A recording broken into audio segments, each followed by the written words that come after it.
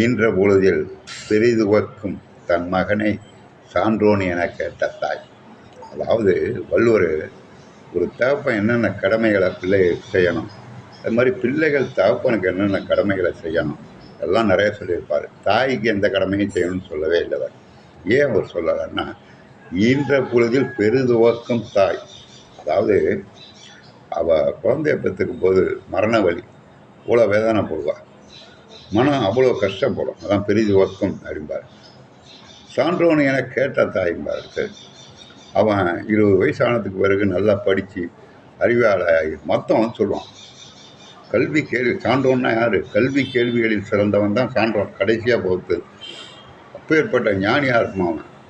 உன் பிள்ளை என்ன அப்படி இருக்கான்னு சொன்னோன்னே, பிள்ளைய பெத்தப்ப பெற்ற துன்பத்தை விட 1000 மடங்கு இன்பம் அடைவாளாம். புரியுங்களா? இது பெரிய விஷயம் இது.